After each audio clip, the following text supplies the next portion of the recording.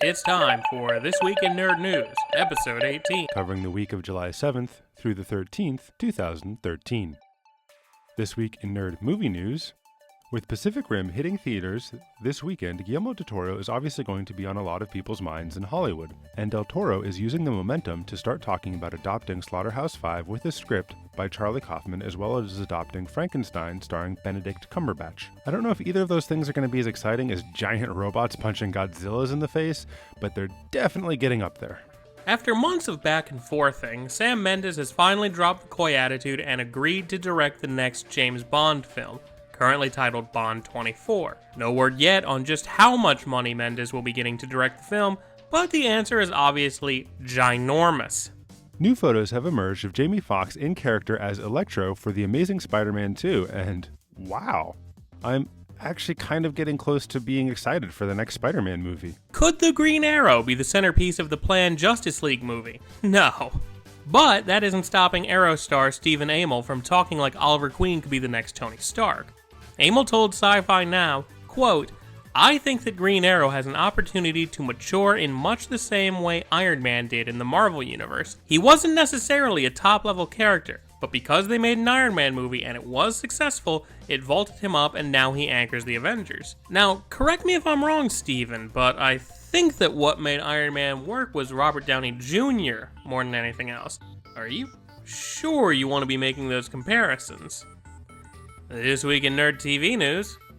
Speaking of Arrow, former Firefly star Summer Glau has signed on to be a recurring cast member for the show's second season. Glau will be playing Isabel Rakev, the ruthless vice president of acquisitions for Stellmore International. This means that Glau will be taking the villain role of the show from John Barrowman, which should be fun, and next season will probably be full of business dealings, which will be less fun.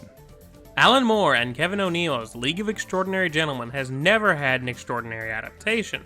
Fox is apparently hoping a stint on the small screen can help that, as they are planning a TV series based on the comics. The Victorian literary figures turned superheroes angle certainly has a lot of potential, but Fox isn't exactly known for giving creative shows time to grow or build an audience, so you're probably better off sticking to the comics. Man, Community fans just can't catch a break. In the wake of the exciting news that show creator Dan Harmon will be back for the 5th season, we learned that actor Donald Glover has only signed on to appear in 5 out of the 13 episodes. It's a sad day for the residents of Blanket Town. Oh, and going back to the Guillermo del Toro one last time, Sean Astin, aka Rudy, aka Samwise Gamgee, aka Raphael, has been cast in FX's new series The Strain, based on the books by del Toro and Chuck Hogan. The books center around a vampire virus unleashed on New York City and the CDC investigators trying to stop it. It's like Birdemic, but with vampires.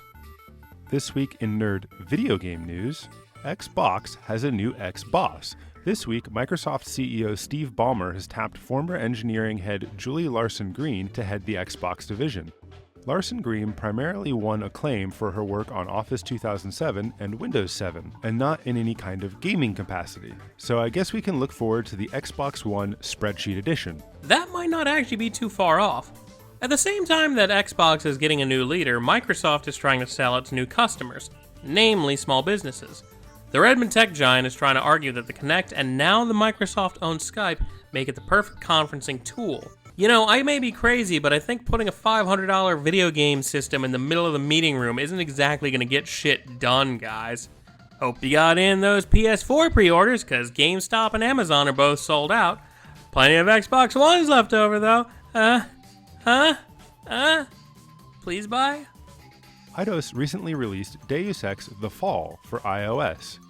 While the spin-off mobile game is being mostly well received, there is at least one subset of customers who are not happy: jailbreakers.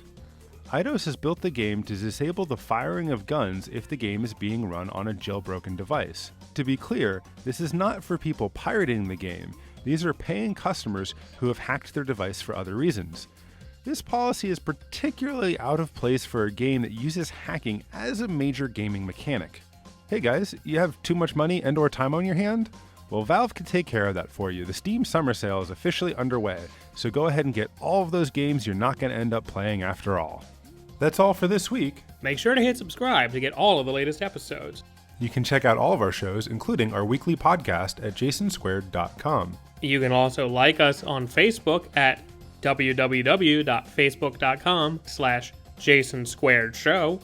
You can follow me on Twitter at Jason A. Guerra. You can follow my individual Twitter at JasonH2. And you can follow both of us at Jason2Show, also on Twitter. And if you insist on using crappy old email, you can reach us at jasonsquaredshow@gmail.com.